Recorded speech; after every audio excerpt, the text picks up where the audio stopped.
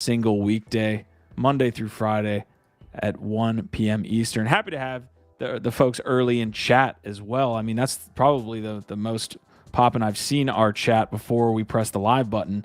So yeah, big shout out to BTC Boss, Easy and Crypto, Benjamin, Kerry Ross, Dubious, Noxter. I mean, Prodigy's in the house. Prodigy, keep these folks in line, Prodigy. Mike Erlinson saying OVOT. So big R Vibe, our tribe. We got a lot to cover today. Let's get into the intros. Huda, let's start with you, dude. Good morning, guys. GMs.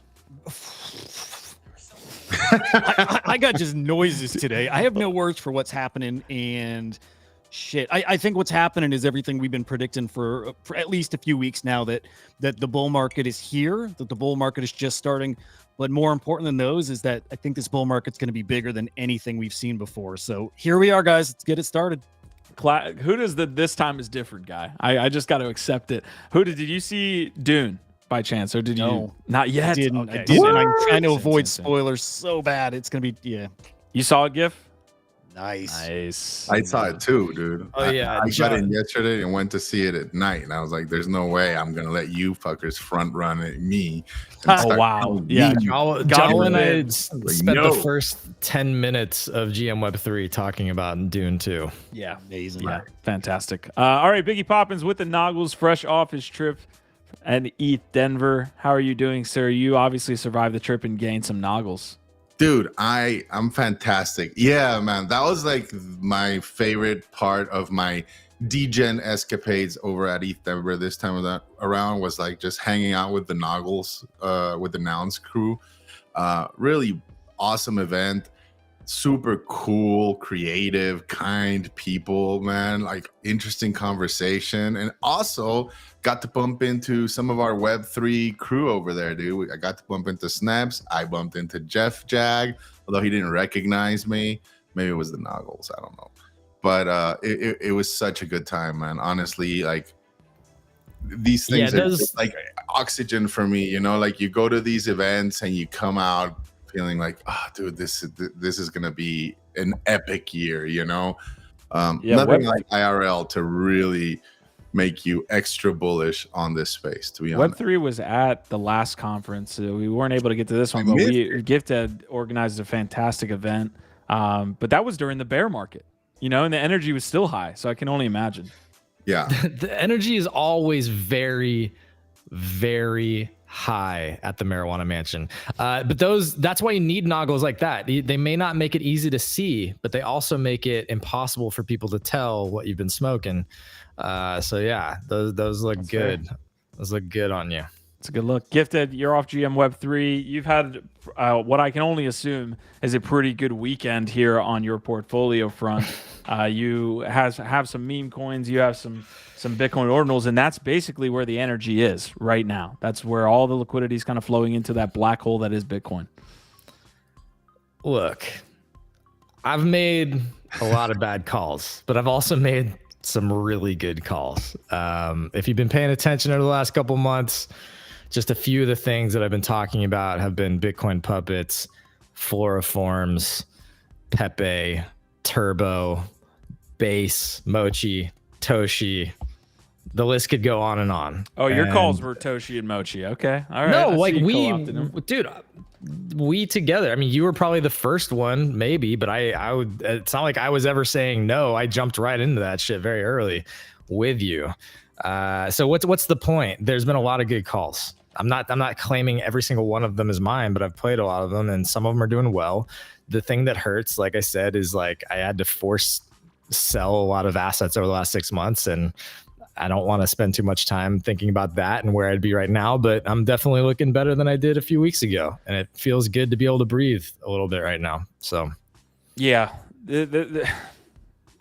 I have two conflicting thoughts, but more so just being in this third cycle, and Biggie, you kind of laid it out this morning. It's like you can't have these thoughts, but when you got into the ecosystem in 2016 or 17, ETH was at $50 and Bitcoin is at 1,000. And so now you're sitting here like obviously they're not. So you can have all of these thoughts, but you can choose to either get mired up in that, or you can say, hey, look, I'm going forward. I'm making the right decisions here. This is going to be a cycle that, like Huda's saying, is going to be pretty massive.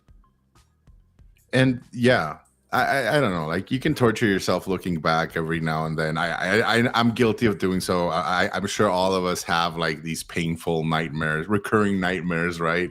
Uh, I mean, speaking of this, I'll tell you real quick, Q. I actually bumped into the guy from Yellow DAO over at the Nouns gathering, who I guess they're the ones responsible for the token that base token that you were lamenting over. And he was telling me about base god, yeah, the launch process. And I was like, dude, if my co-founder was here, it would be like just crazy, right? But you know, what I find more satisfying is when I get to see these redemption arcs, right? Like, and I've seen it happen more on multiple occasions, right? Like, people that went all in, high conviction on something, lose it all, but stay in the space and stay focused, looking forward, right? And then all of a sudden, another play comes around and they ride it up and they completely revindicate themselves, sometimes even much more so than they were in the past, right? Like, and I think that's very important, because I do see also a lot of people just get hung up or throw in the towel, right, and quit and walk away. This is not the moment to do that. And so, yeah, No. and it takes fucking grit. It takes grit and perseverance, and it's not easy, folks. But it also takes a crew, like a trusted crew. Like, again, like Q, I wasn't trying to take full credit. I was talking about some of the things that I've also been bullish on, that I've been playing, that are doing well. But this is literally a group, this community, that are all trying to divine noise. Signal from noise. And like Huda, Biggie, you, Q, everyone on this stage, and even a lot of the people that hang out with us in the chat every day, especially in our core VIP Telegram, like, dude, it's this whole crew that is finding a lot of really good early plays right now. BK came through this weekend with Brian with Hat. It just shot over 1 million. I know a bunch of people in our Telegram played that one. I got an easy, tiny little 2x, but I didn't have the balls to stay in it long enough to see it. I probably would have made like a 5 or 6x if I'd stay in on that by now, maybe more. But it's this crew is doing, I think, incredibly well. We just have to stay, very careful about, watching out for rugs, not getting in over our head, over our skis on like FOMOing into shit, knowing when, all that type of shit, but this crew's been pretty amazing so far, I would say. I think that sentiment is echoed across the industry. I've seen some posts where it's like, right now you got to find the right groups that are able to capitalize their mind share, right? Capitalize on their mind share. And I agree with you completely. Huda, did you have something there? No? Okay. Agree. Agree. I have like specifically on Ordinals, like Huda's been bringing a lot of great context and ideas and thoughts there. Like, I got into Honey Badgers because of him. I think Floriforms also because of him. But as soon as I saw golden ratios, I saw Floriforms, like I knew I've got 6 Floriforms, that I got pretty early. And I was talking about those when they were 0.005, and they basically like 10x or something over the weekend. So anyway, I have a poll idea for you, Q. It's up to you, but my question, let us know in the chat whether we do a poll or not. Do we hit new ATH on BTC this week? Is the all-time high programmed this week? Today. This month for sure. How far off are we right now? Like 2 or 3 grand? I think it's pulled back now. So we're at 66.3 right now. So it's been a fairly volatile day, but yeah, in the last hour we're down on BTC, but yeah, it touched 67.5 or 67.4. So we're fairly close. Is it 69? What CoinGecko shows is, let me make sure I've got the all-time high here. I thought it said 69,000 was all-time high. Is that true? Do we have the final number? 69 something. Yeah, it was 69 something, right? Like, I don't 69. I don't think it hit 70K. So it's 69 something. Yeah. So November 10th, 2021, 69,000. So over 2 years ago. So 2 years and change. A lot of change there. All right. We're going to get into the breaking stuff happening across the eco. And before we do that, I just want to quickly say we are not financial advisors. Please do not use what we talk about as financial advice. We're just talking about cool shit on the damn internet, in the interwebs, trying to make generational wealth here with y'all. So excited to do that. DYOR. Huda, this is a tie-in here. I know you've got, of course, probably a lot to that you want to cover, but you obviously have some tie-in with the CyberKongs. It looks like we're getting a full migration, and yeah, we could have the discussion around ETH a little bit here, but it says the time has come. CyberKongs are coming home to the Ronin network.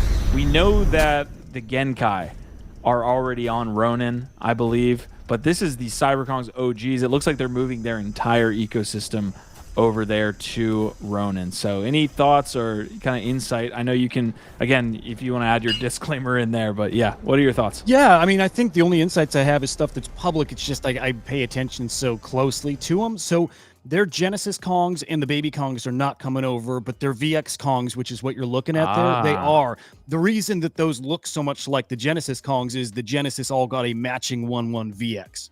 So that's what you're seeing. So, but VX Kong's absolutely going over to Ronin, and that's official as of today. I don't know if Play and Collect is live yet, but the bridge to get your assets over is. Banana's now live over on Ronin. It's up over $4. Yeah, see, getting close to $5. Those Ronin guys there, man. Those degens are something else. Different kind of beast there. 100%. I think you can spend all your time in that Axie Infinity ecosystem as well and just come out extremely well. They know how to pump shit. All right. Well, that was a quick piece of news. We did have some updates on the SEI front, but let's touch on this. Well, maybe there's a tie-in here. I could go into it. So Saiyan's NFT is obviously one of the largest collections over there on SEI. The interest has definitely moved towards the larger chains. Like you even see between Solana and Ethereum, those NFTs are either holding or are down. You definitely see that on the SEI NFT front, but this could be a little bit of a catalyst. We saw Saiyans announce this right before we went live on Say What in the morning. The Saiyan Council will be getting their one-of-ones essentially on Bitcoin. So originally, you can see this Magic Eden logo. We thought, a lot of people speculating that Magic Eden is going to have SEI support at some point. Well, that was kind of the initial take, but then you kind of see the orange token, and then you see Magic Eden on Bitcoin saying orange looks great on you. So that's the announcement over here from the SEI ecosystem, as well as integration with USDC and USDT. Those are the two big ones this weekend and really today. Man. Okay, so a new Saiyans collection on Bitcoin, or is there going to be some kind of like teleburn?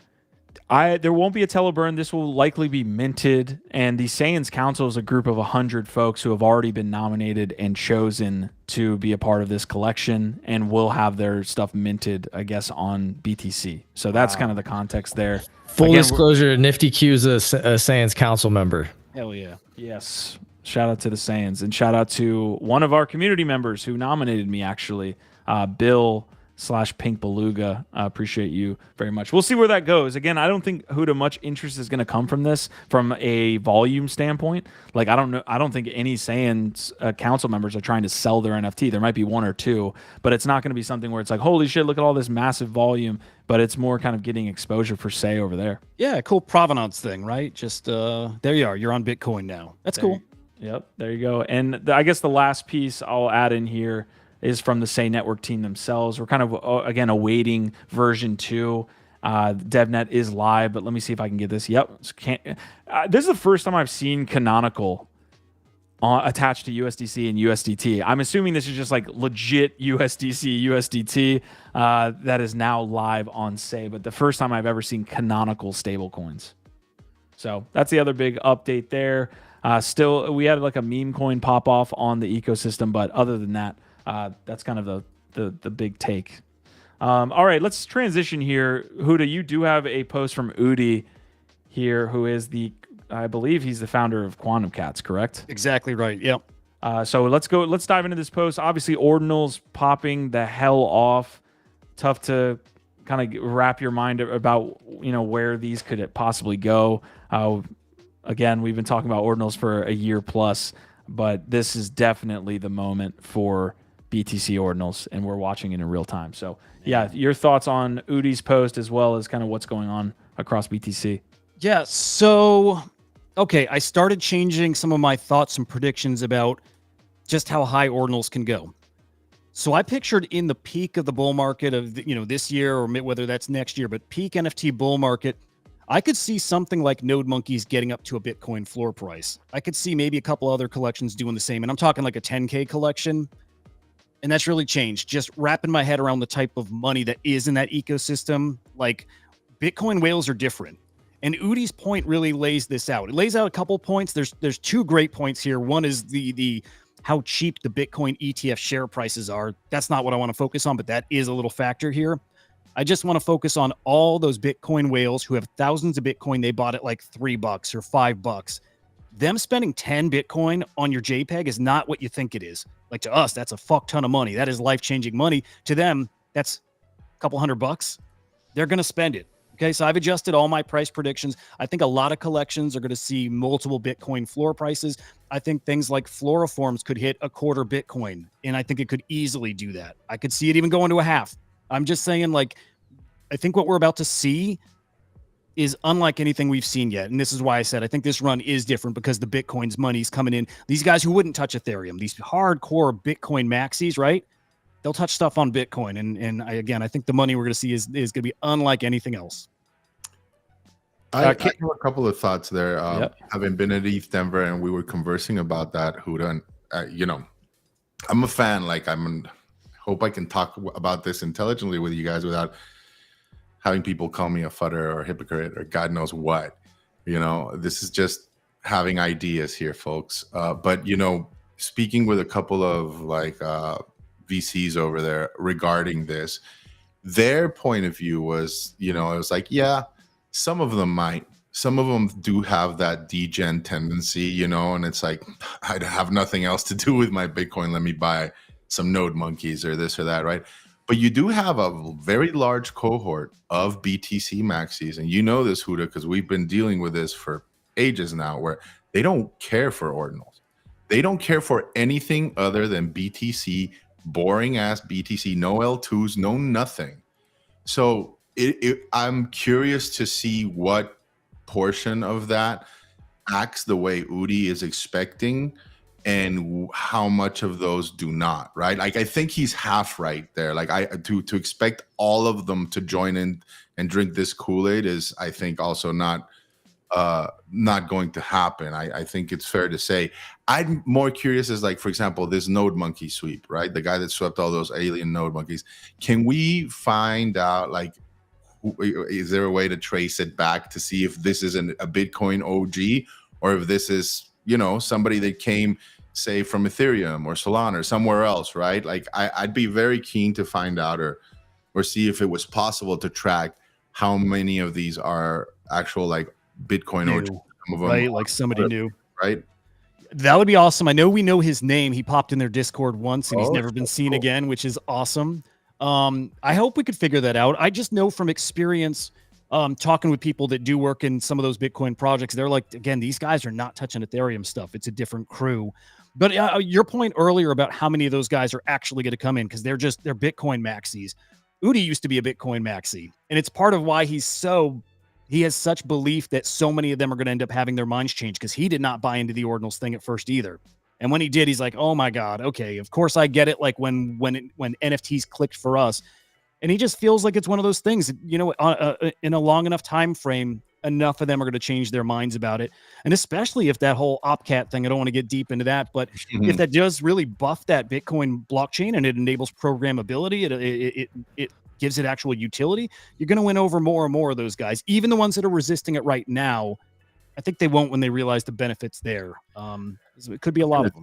I like it. It's kind of like you have to win hearts and minds, right? Like, yes, build community and make it enticing for people to actually want to spend their Bitcoin and be part of something more than just the pristine capital, right? Like that people like. One thing to look for will be when ordinals start to infiltrate the Bitcoin conferences, because there's kind of like this separation between NFT Web3 conferences and like art, Miami Art Basel and shit like that, where most of the NFT stuff has happened, and then like Madeira BitCon or like things like that, right? And I think that once you see more people at those like hardcore Bitcoin maxi conferences, like getting into the culture and the community and the vibes and wanting to rep and flex, Ordinals, I think that's when you really start to see more of that adoption. But it will take some time.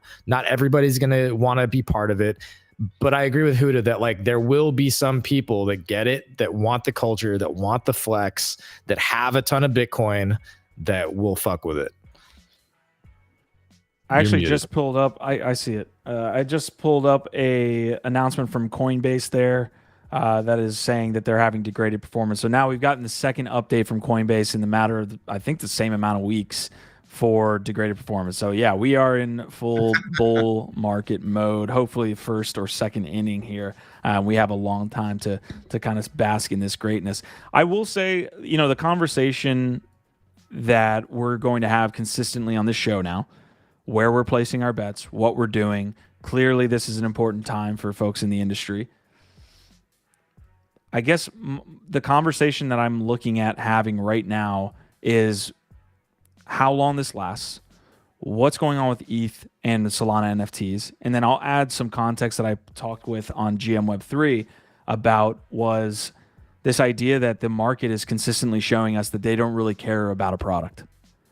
Like this is even, we're 3 years removed from 2021 NFTs. We've had all of that time that, you know, at least culturally or even tech wise, we could have more stuff being shown from these projects, but it's clear that nobody cares, right? There's no roadmaps for these things. The art is objectively, you know, well, maybe I should say subjectively, all art is subjective, but the art's not good. Other than like being intentionally bad, you can make that argument. But the whole idea around what the market is showing you right now is that they don't care about roadmaps. They don't truly care about products. And that's what you're seeing with Bitcoin and Bitcoin Ordinals, to me. So we'll jump into ETH and Sol here in a second, but y'all's takes. Is this you saying you're going to go full in on shit coins now, Q? Just I've been in on shit coins. Yeah. Dude, I bought a fucking yeah, I've been in. Well, one of the things that was like early in that Ethereum NFT bull market was this idea that like these are more like startups and there's going to be a roadmap and some kind of product at the end of the rainbow, and that was like what drove a lot of that speculation. And I do think what you're pointing out is true, is that like there's definitely less of that with Ordinals right now. It's much more about community, tone, memes, vibes, who's the artist, who's which the project person. has a roadmap amongst Ordinals. No, like that's what I'm saying. It's less about that. Like no, I'm legitimately asking, is there a project that has any sort of roadmap? I would say Quantum Cats, no, Huda? Like Oni they Force? actually have an actual mission. Yeah, there's a couple examples there, like the Blue Toshi or Blue Toshi collection, you know, kind of doing this game. So there's some, but they're very, you know, early versions of roadmaps. It's very much like early 2021. Yeah, I mean, in a way, it matches up very much with those early ETH projects. Not offering a lot yet.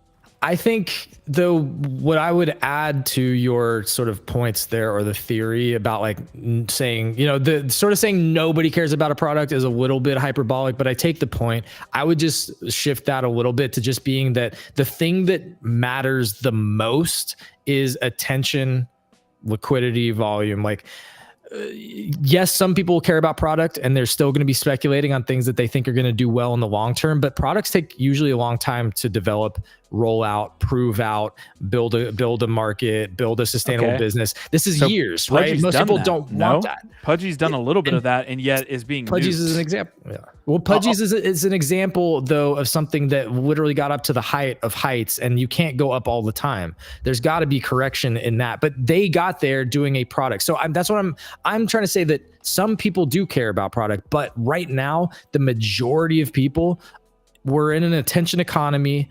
All they want to go where the liquidity and the attention is going. Yeah. It's just interesting to me because like Hold is actually saying it. I don't know if I go as far as exterminated. It's a little bit of hyperbole, but they have shown, Bored Ape Yacht Club, definitely Pudgy Penguins, have shown that they're building out a legitimate product, and yet they're being nuked. Yep. And so it's just an interesting environment. I wouldn't have called that, to be honest. I'm with you, Q. Something I don't think people are really talking about yet here too. So the value, of course, is the community. I think that's where it ends. It's the provenance, it's the community, and I think not much else. So kind of echoing what you guys are saying, Bitcoin is doing something interesting, or at least a lot of the collections, in that most of those collections are small. And in a way, they're kind of future-proofing for the bear market. So like I'm looking at Bitcoin Battalion, something like that, right? It's like 1800 in that collection, and these like aliens, I think like 2000. It's a lot of collections that are like that, 500, 1000, 2500. 10Ks are kind of like out of the ordinary right now. So that makes those actually extra interesting, because you're going to find a true, I think, more hardcore collector base, the true community there. I like that. I like that they're doing that. It's a fair take. I liked the point that you were making about it's not necessarily the smartest thing to do to dump all of your like good ETH NFTs to try and chase a narrative. I still think it's early in Bitcoin, and if you get into the right plays at the right time, I think you still do well. But liquidity goes where the attention flows, or liquidity flows where the attention goes. Maybe I should say it that way. And there will be a return to ETH NFTs. If you don't think that the narrative can shift right back to ETH NFTs, it fucking can. That Like, was it will in an instant. That was the interesting combo. Like, I've always found Bitcoin maxis to be the most rigid with where they think things are going, and that was the combo on Lucky Trader this morning. It was like 0x Bread, who is we can talk about Friend Tech here in just a moment, but he's a big Friend Tech guy. Obviously, ETH holds a bunch of ETH and things like that. He was kind of arguing, like they were legit arguing. It wasn't a debate. It was like an argument, and the Bitcoin maxi was saying it was dangerous to have the idea that you're going to stay on ETH and not try to bridge over to Bitcoin when you should be getting involved in Ordinals, because they're going to have this massive run up that Huda's talking about with monkeys at fucking 5 BTC or something like that. That like it's actually it was a interesting discussion.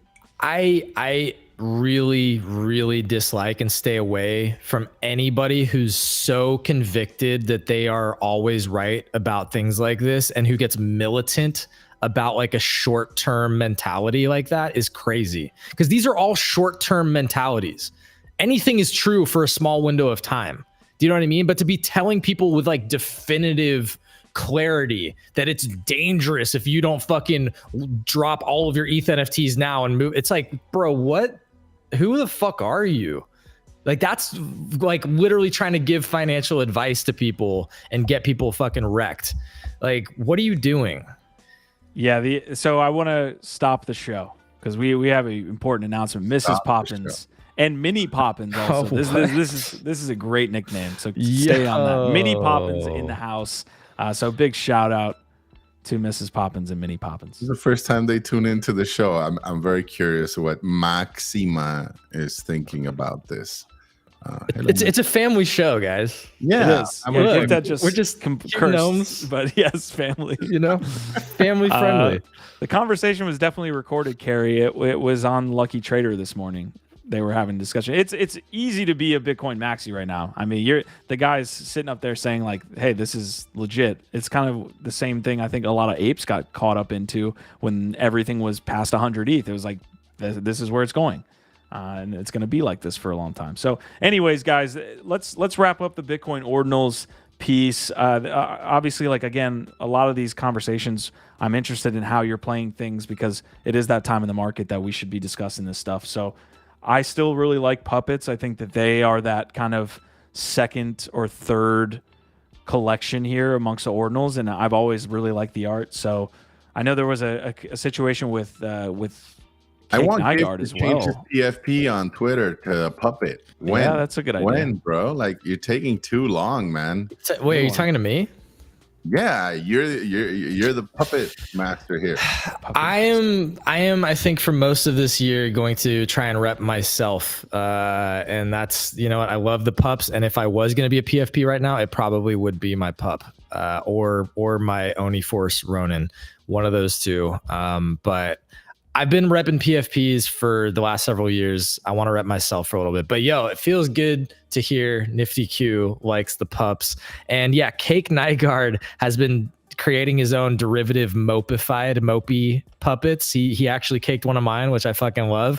I shared that on X, but somebody ripped off his art that he's been putting on X and already launched an Ordinal collection. So don't buy, if it's not coming from Cake Nygaard's account, don't buy that shit. Somebody's fucking stealing his art and already minting it on Ordinals. Dick. So Yeah. the other piece that I want to bring in here, guys, both I think GIF and Huda have been calling art, and we've actually shown it up on the stream multiple times. I think there was I'm getting the names mixed up here, but I know Floriforms is I think one GIF Ed was mentioning, and then Huda, you were mentioning one early on. What Golden was it? Ratio. Golden Ratio. That it's has from the same artist. It's Okay, the same artist. got That's it. why those were kind of easy. Yeah. That's I'm yeah. Golden heartbroken, Ratio is special. dude. It's way too expensive for me now. Well, he's got a couple other things out there. Like he has a collection on Ethereum called Pol, P-O-L, that you're going to be able to actually burn that and have it exist over on Bitcoin. So, it's a reason why he's doing so well. He's actually attracting Ethereum collectors over and Ethereum art collectors. Really, really smart dude.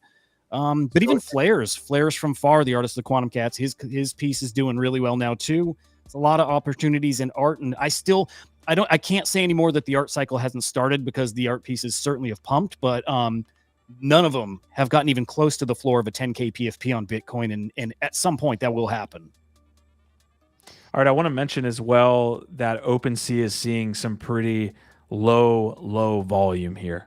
You're talking about maybe an eighth of what Magic Eden is doing at this point. So yeah, Magic Eden, we were I think all of us and everybody that's been native here, yeah, I think for the most part predicted that this Magic Eden launch would be kind of the end of OpenSea, and that's what we're seeing kind of play out in front of us. So yeah, congrats to Magic Eden. I mean, there was a time where we knew what they were kind of doing, but it was still a question as to whether they're going to be a big player, and they went multi-chain and leaned into it heavy, and man, huge. You know what's funny? I feel like OpenSea doesn't give a shit. Like, That I mean, is nothing rude. changed with them, in the lead or behind. Nothing changes as far as their strategy and their communication. Nothing. I don't think they give a shit at all. They're just trying to sell, bro. I think they've been looking for the exit for a little while. They're not going to be able to. That's the thing. If they They'll continue sell for something. It's Well, just some, I mean, What? dude, would you think that maybe they're waiting for maybe midsummer when we're in, when we're like deep in the bull, Yes. and maybe try and come out and do whether it's a reverse merger and go public that way, or just IPO and try to sell out in that regard? I mean, it is such a consequential piece of infra in NFT that a lot of people still go to purchase in, and explore.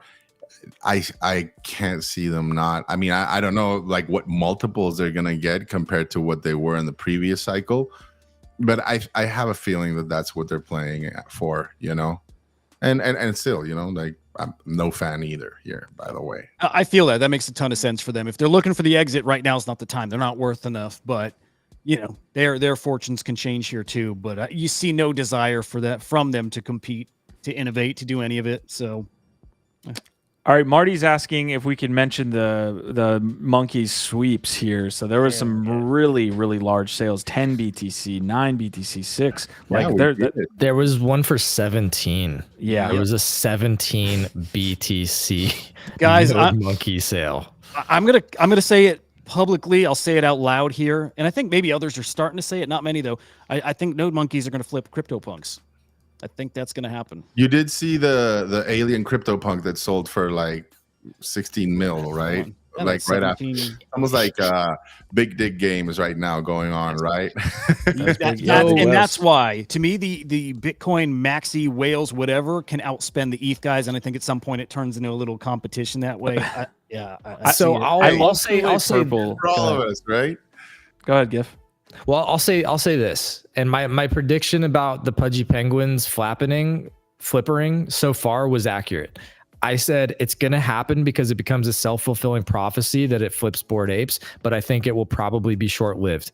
I was right on the money with that. It happened, didn't last long. Man, you were right about that. Nailed that one. All right. I think that with this, it will become a self-fulfilling prophecy. Very similarly, enough people are going to start talking about it. They're going to want it to happen. And then what Huda says about BTC whales, they make ETH whales look like soul whales. It's going to happen at some point.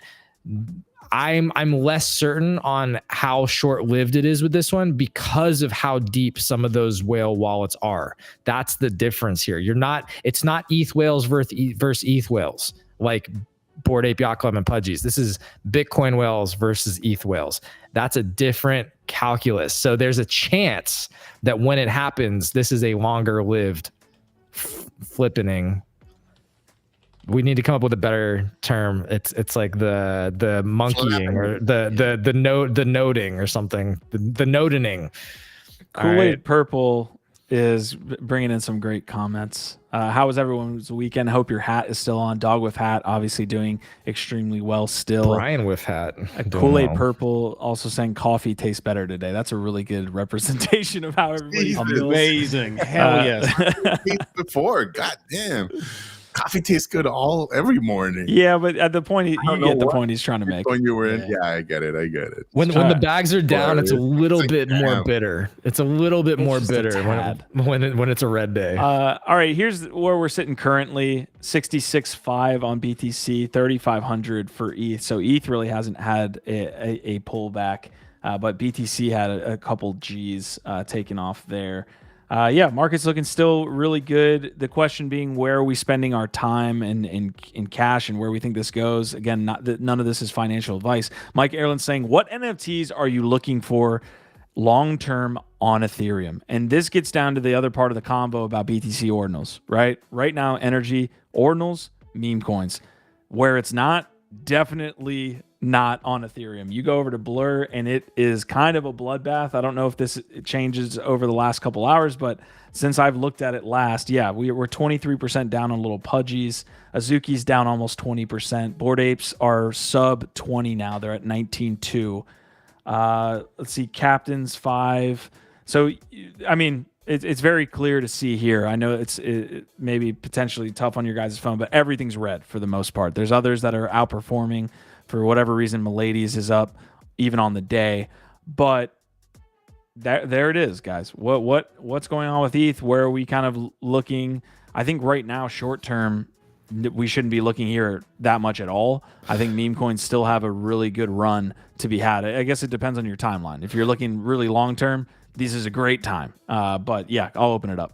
Well, yeah, I think the question is always in my mind, where's the zig when everybody else is zagging? And I absolutely think that maybe not right now, but in the next week, month or so, couple weeks to a month, you might be looking at some of these top ETH collections thinking, these seem pretty undervalued where they're at right now. Already, and I think that's the question. Yeah, well, I think that's what they're asking, right? Is like, what are the collections that you think will eventually turn around once the narrative flips? I don't know, man. The gods and Utes are definitely still interesting to me. They feel like they're pretty low. I do think, there's a lot of those sort of like old blue chips that have been really beat down, like the Moonbirds, like the Doodles. I think Oni Force has been chronically undervalued and it got down to like half an ETH. Something like that. Those are a few, but Wrecked Guys, Sappy Seals. A great example of what's happening right now. BTC is like we said, sub 20. ApeCoin's flying, right? Like that's a really great example. Same kind of like, I know they say they're not the same, but it's very clear there's liquidity there. So Huda, give us a shout out. Huge. I got a boogie early, guys, but just enjoy this day. It's a special one, and I think we got a lot more of these ahead of us. So have a blast, guys. Our Vibe, our tribe. See ya. Our Verba Chirp. Later, dude.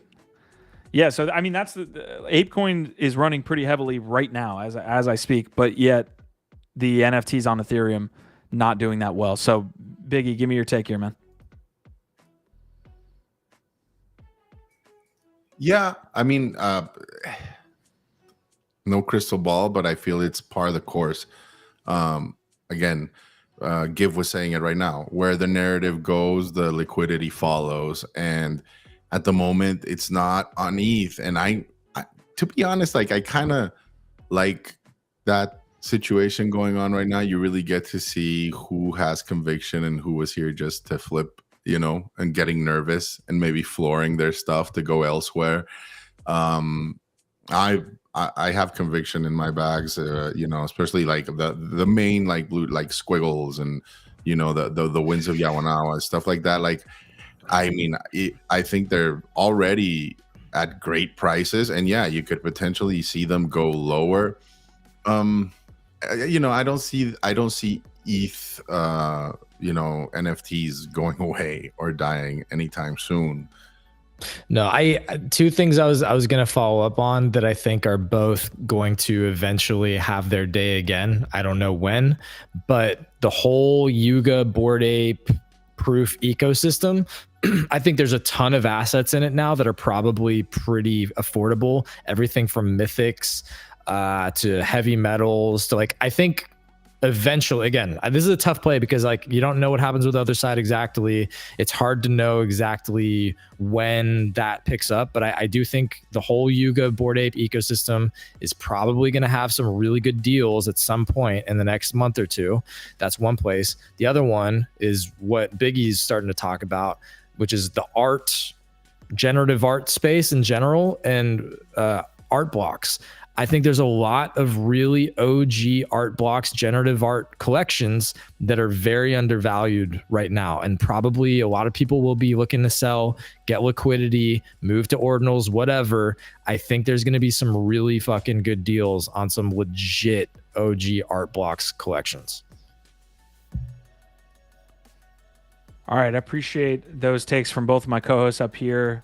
Zero the Hero saying the sentiment on ETH seems pretty bad after the Magic Eden thing. Yeah, tough to pair those two together. I thought the Magic Eden integration was actually a really good thing, and you could see the volume that Magic Eden's getting. Although again, that I don't know if they're encompassing everything. Lucky Trader has been reporting on kind of the volume there. Was that I need to figure out if that's just ETH volume, because it feels like they're killing OpenSea, but that might be adding in ordinals and all that stuff. So yeah, need to look at that. Yeah, I mean, I don't want to also bring this in here, but I didn't realize this entire time that Bitcoin ordinals had no royalties attached to them. And I don't know that that's true though. It's true. Isn't there some small percentage it's that a taker is fee by the marketplace. All right, I don't feel comfortable going too deep into that convo because I want to go actually know what I'm talking about before I talk about it. I thought there was some percentage fee going to creators and collections on ordinals, and I'm just not sure. We got a ton of people here. So if you're watching us over on X, if you're watching on YouTube, I appreciate you guys tuning in. We're going to be here for another 15 to 20 minutes. If you guys have a take on that, or specifically what we're referencing, let us know. I'm going to the Node Monkeys on Magic Eden right now, right? So I'm looking at this. I believe it's if you go into a specific piece. So there's a list price and a taker fee, and usually what a taker fee is inferenced is the marketplace fee, right? So you got a 2% fee on that, but nothing else. But that taker fee might be distributed, is what I'm saying. So all I'm saying is I'm not 100% certain that the collections aren't getting anything on transactions, and I just wouldn't be so sure. Yeah, let us know if you guys know and you're here in chat. I'd love to see what this taker fee is talking about. If it changes from collection to collection, that would be another indicator, right? Because if they're changing from collection to collection, it's likely that the collections are setting it just like you see on SEI or ETH or whatever. But if it's all the same, then it's likely just the marketplace fee. So again, you see 2% here. If we go into Puppets, see if Puppets has any difference. So these all show 2% taker fee. I would need to, Magic Eden. It doesn't say market. It doesn't say marketplace fee. Right? But a taker fee is synonymous with marketplace, right? So takers in what's the other term for the fucking buyer? Bidder? God damn it. Yeah, bidder maybe. Yeah, there's synonymous, these kind of are financial terms. Bidder and taker. Yeah, I think that's what it is. All right. I mean, we'll take a look at it. If any of you again have the answer there, I'd love to figure that out. World Dom saying Bitcoin ordinals natively do not support royalties because they leverage the Bitcoin blockchain. That's what I heard. So yeah, I saw that on my timeline. Something about the actual tech does not allow for it in a certain way. But the marketplace is instituting fees, so they could. So I think it's because they're taking something off the Yeah, that's a fair point. Just don't say that it's impossible, because I don't think Taker you and know for sure, because again, the marketplace is putting fees on top of these transactions. So Yeah.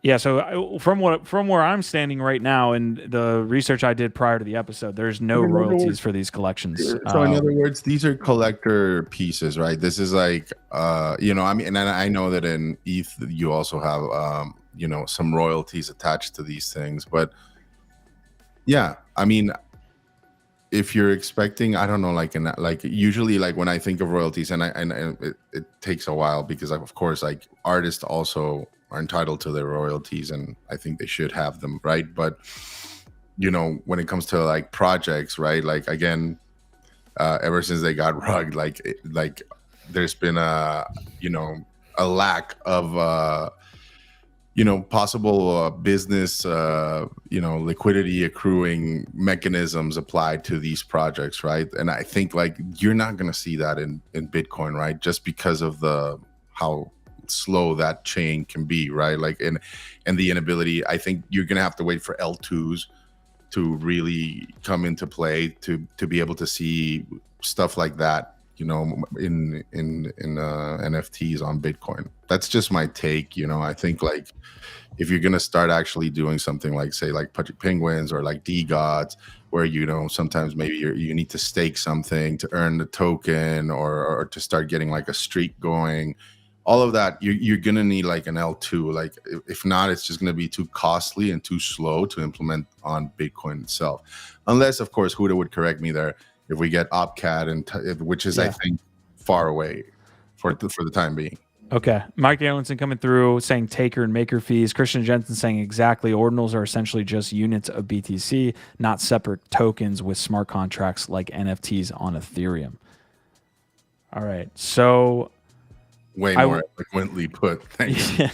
There was an interesting question on one of the shows I was on this morning about, like, can't people lose their ordinals by accidentally trading them? And I think my understanding, again, if anybody understands it better, please let us know. My understanding is that early on, when there was even less infrastructure and like good support from the marketplaces and solid ordinal wallets, a lot of this stuff was happening OTC, and there was less ways to sort of keep them separate. And so you might run into that issue. But I'm pretty sure now with the wallets where you have a separate Ordinals wallet and a BTC wallet, that it keeps all of it separate. So I don't think that's an issue anymore that you really have to worry about.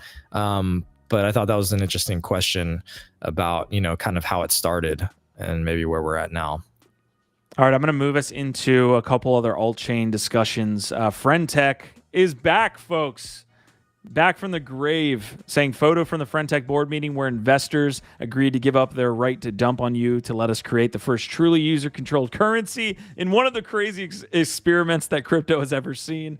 The real important part here is not, I mean, obviously there's the post itself from Friendtech, but if you go into the view quotes, you can see two comments here. One from Luke Martin, who is behind Venture Coinus. I believe he's just the kind of, again, venture capital profile here. He's also a, you know, I wouldn't call him, call him a Cole, whatever. This is actually insane. The Friendtech team and Paradigm confirmed the points will be 100% community owned. That means if Friendtech launches at $1 billion valuation, airdrop points would be worth $10 per point.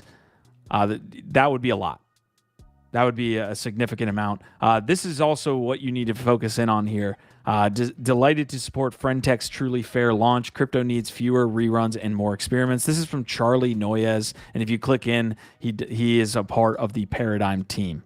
So Paradigm helping Friendtech to launch this here. Obviously, this is the team behind many notable, very degen-led ethoses. So what essentially is happening here, folks, you are getting Friendtech points. We believe it's going to be launched in March.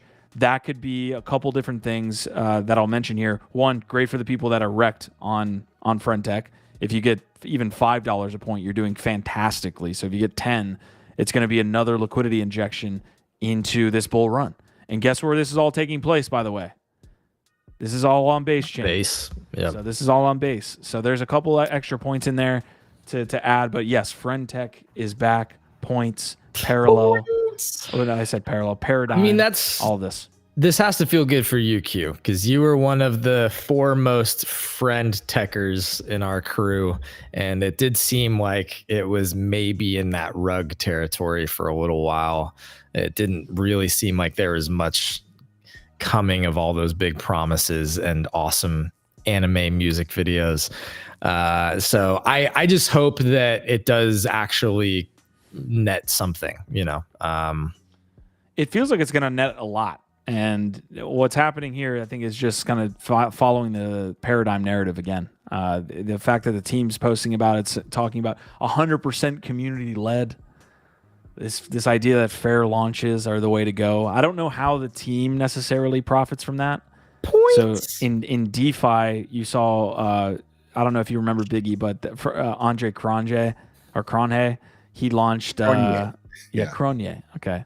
He launched Wi-Fi? Wi-Fi, yeah, fair launch Wi-Fi.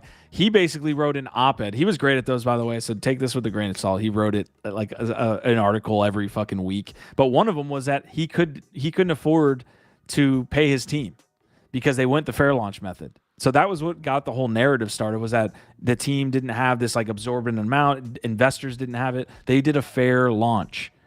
The question is, like, when all the team has tokens, how is the team cashing out? Or when the community has the tokens, how is the team cashing out?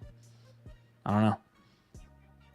So, yeah, you have to allocate something to yourself. I think it's only fair, and you see that even with meme coins, right? Like, some portion is allocated to the people that created it, and you know, you can set up like vesting schedules and stuff like that. But it's only right.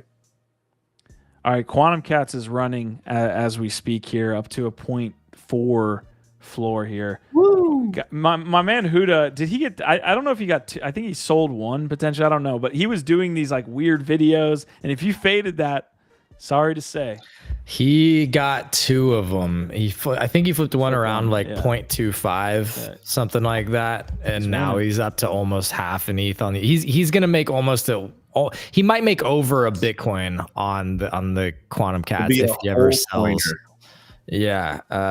Huda's been really on top of several things, but especially the ordinals, and some of my ordinal alpha definitely came from his way, from what he's been working on.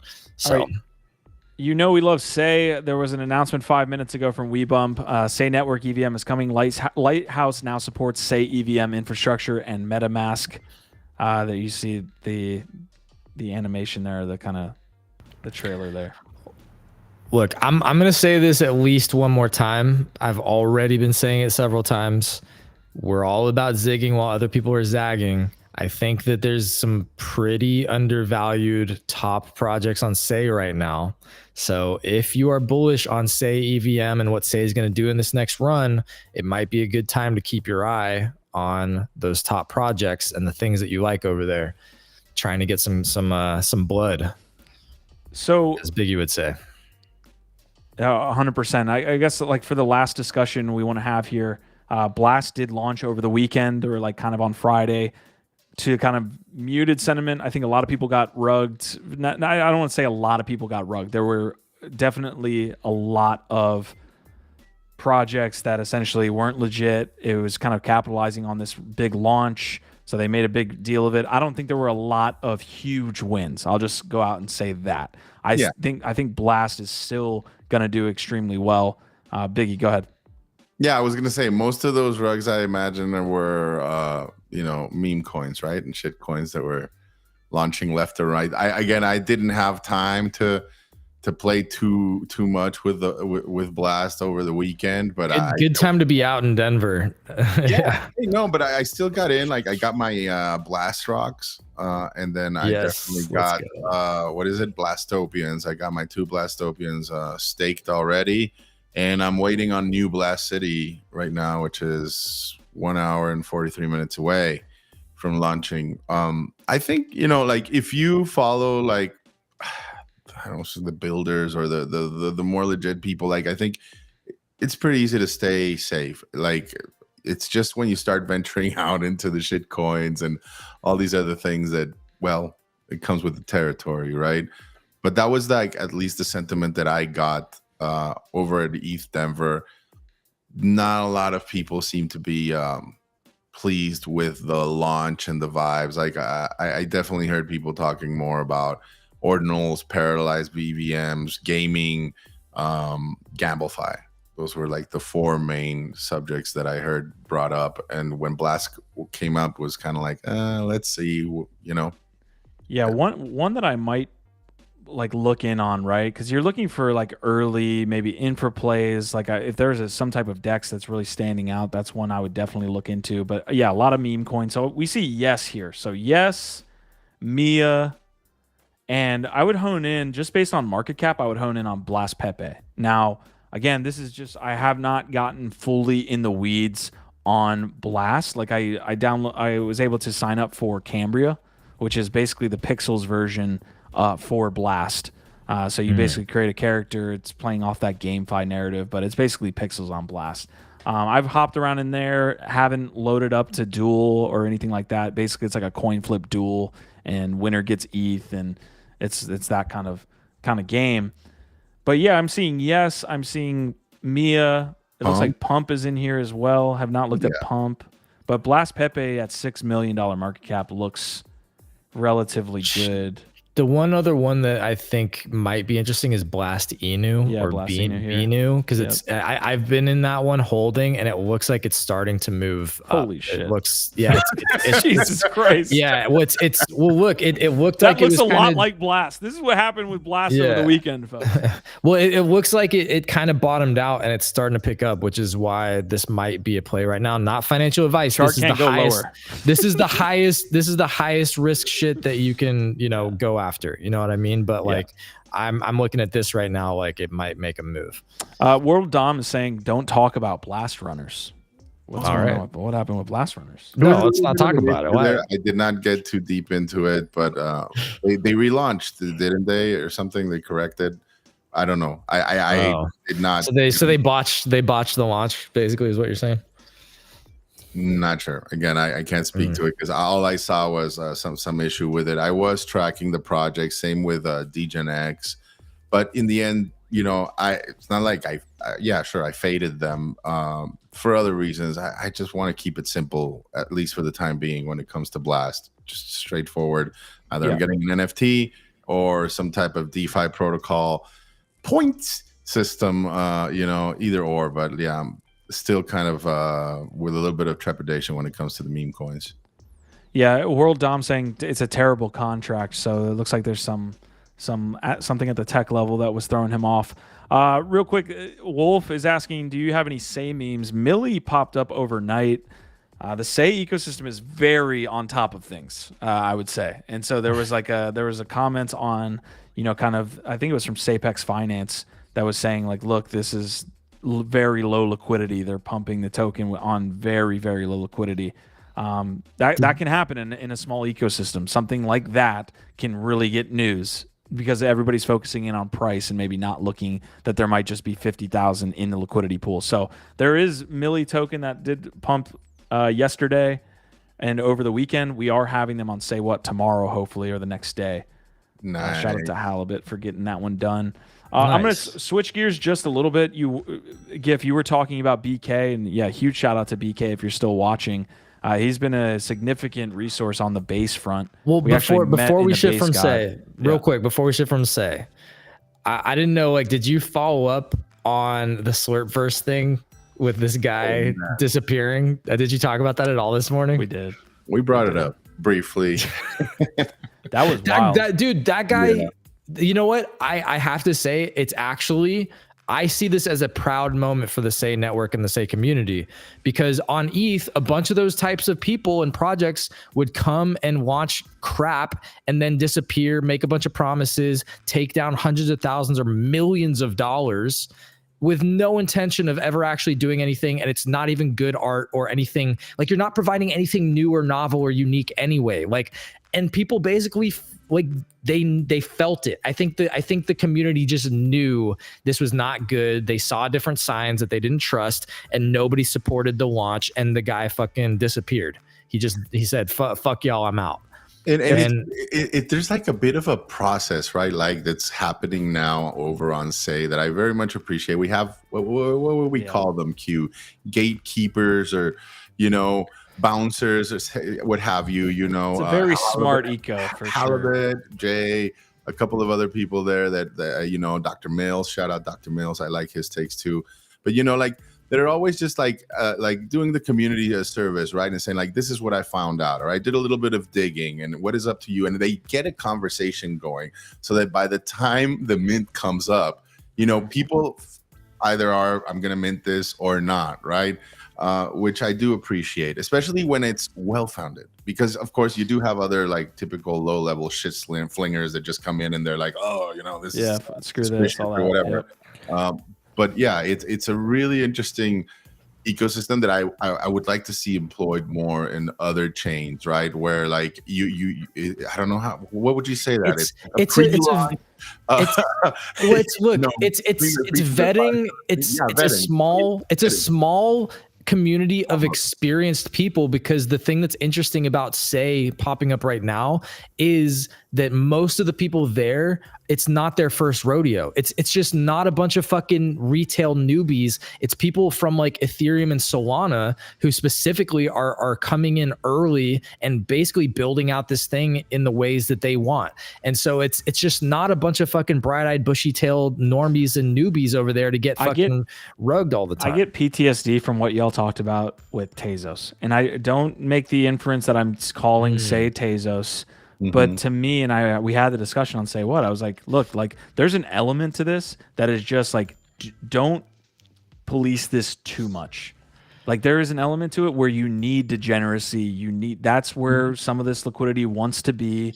And I just wonder if it's almost too smart. Like you guys mentioned Tezos. They were almost like, they didn't want it, and so like the liquidity dried up, and who knows? I'll point again to the DeFi as the difference. Yeah, and I think we've allowed like there's plenty of degen plays on Say, right? Like I think, it's one thing to come in with like a very particular degen take or angle at your project or token, and then there's something else when it's very clear that you're just coming in to extract liquidity, to try to hoodwink people into minting bullshit, right? Yeah. And that's where I do appreciate people coming in and shoulder checking these people, right? And like even just like getting that conversation going, right? Because you never know, it's happened a couple of times, Q, where somebody else kind of pops in and is like, hey, I know this builder from such and such network, right? Or and they're grifters or they're great, right? Like it is something that I'd like to see it happen more often. But I don't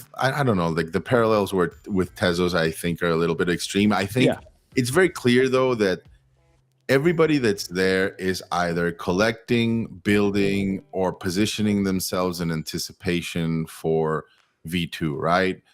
EVM.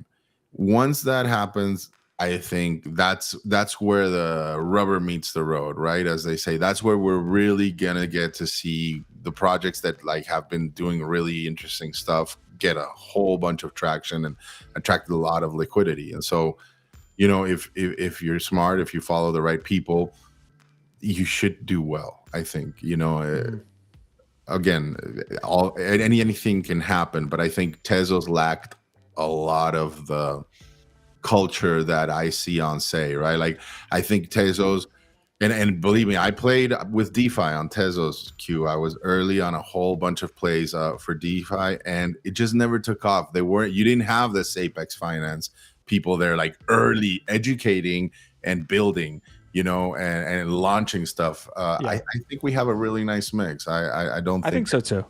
I wasn't trying to make the exact parallel again. It just kind of rhymed a little bit with what you guys were talking about with Tezos. So I want to transition because we have to close out the episode here in like the next 2 or 3 minutes. But yeah, Base is doing extremely well. If I had to rank where I think I'm spending more time on Say, because I like the niche we've been able to carve out there. Like there's a lot of really cool people. I do think it's a zig while everybody's zagging stuff. They'll come back. But as far as your percent gained to the time spent, Base has been a absolute fucking gold mine. I mean, if I just spent my time in base, and I said this earlier, like you would be up bigly. I mean, I can't name. Also that you're talking about meme coins solely. Like pretty much. Like there's been some NFTs that have even gone to like 1 ETH or something like that from like really low, like really like 0.03. Like how many though? Like from what I not understand, a lot. Like I mean, the only ones I know is Nakamingos and the what are the other ones? The tiny dinos. Other than dinos. Other than that, what I see mostly is meme coins, and I'm not shitting. Nakamingos are ETH inscriptions. So, but it's a different environment currently, right now. It doesn't mean the way it's going to stay forever on base, but at the moment, I think the dominant force, let's say, on base is meme coins. Would you not say, Q?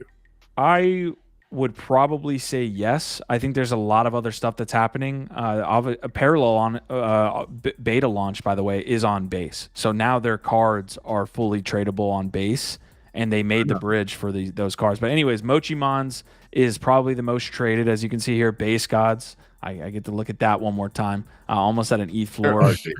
Toshi's has been the weirdest.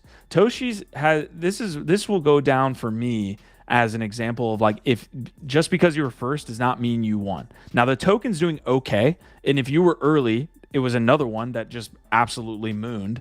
But if you were there like kind of early, not early enough to catch Toshi, you've been sitting on Toshi while everything else is run, and you're basically up like 2x if you got it in December. Whereas these other ones have gone absolutely parabolic. So yeah, Brian with Hat was one that was mentioned a couple 2 days ago. Yeah, I don't want to look too much at Base God, but Base God is continuing to run. This is the Mochi chart. If I go into 4 hours, Toshi. That's Toshi. Oh, Toshi. Yeah, this is the Toshi chart. You can see that's pumped in the last day or two. Here, Mochi doing, I believe, the same. I think that's been a better performer, but I might be wrong. Yeah, you can see. So this time frame, let me see where we're at. December. They're following like similar-ish trajectories, not exactly like, except Mochi has the smaller market cap right now. Yep. Yeah, I think Mochi has done extremely well. You can see the difference in the NFT, by the way. Look, floor price of 0.57. Toshi's have just stayed stagnant, if not gone down. And that was one of the first NFTs. Like when there were only 2 or 3 NFTs, it was just Toshi. You know, it was Toshi and like, I don't know what else. Oviators from Jack Butcher, which haven't moved. If you made that bet, yeah, Roar token. I don't even think I claim these. That's been a crazy performer, by the way. $25 for an on-chain dino. They're currently sitting at like $300, and then they dropped you the RAR token as well. RAR's doing well. Yeah, this is very interesting to me, and we should honestly get Apex on NFT Live to talk more about what he's doing, because Apex came, I think, on GM Web 3, and he's been in our crew now since then, and yeah, they're doing some like really good job, man. Like it's actually impressive what on-chain dinos are doing. Biggie, the only other thing I'll say that's popping off, you can see Arrow is the top by market cap in the entire ecosystem. Baby. So we've been doing Arrow. It looks like it's down. Followed you into that. Yeah, it looks like it's down a little bit today, but it's still up pretty well. Brett is another one that I can show off. That was a meme coin that recently launched. I think, let's see if we can get a date on that. The 25th of February, and has done pretty much a 50x. 50-60x if you got it. Which one is this? Brett? This is Brett. Yeah. Oh shit, I didn't even know about this one. So base is doing some things here. Again, I would spend my time if I'm just looking at, you know, making a bag. Ordinals feels like a really good play. Don't get me wrong. Like I think Ordinals is up there, but base would be second for me. The ease of use is definitely more. It's more user friendly or noob friendly, I would say, for sure. Also, you're using it maybe for a different way too, right? Like Ordinals feels like you got to spend 5K to make 60. You know what I mean? Whereas base, it's like you get on some of these meme coins, you're turning 200 into, you know, with Brian with Hat example, 10x in a couple days. So maybe a different use case there. And I definitely think Blast will be there, right? Like right alongside Base in the coming weeks, months, it's something that I definitely feel like, it's these earlier projects right now, like you said, you want to start studying them early on just to kind of get a feel for what people are buying there, what people are vibing with. I think that's the case of kind of like what's going on, with Base with Blast at the moment, right? Where it's like obviously meme coins came right out of the gate, really hot, but you do have like the serious projects doing DeFi and infra, and you have a couple of NFT, projects that look promising, and so it's something that I do think you do well spending some time just kind of getting acquainted with Blast. Blast and Base. Yeah, Okay. I think like for me, those two are gonna be the outperforming L2s.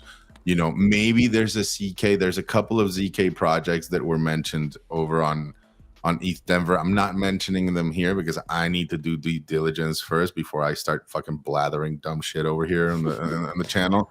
But ZK is something that people are still very much bullish about, right? And that can perform really well, especially if the security side, comes into prominent conversation in this space, which can, right, during this election cycle, or whether it's paired with the AI and deep fake kind of narratives.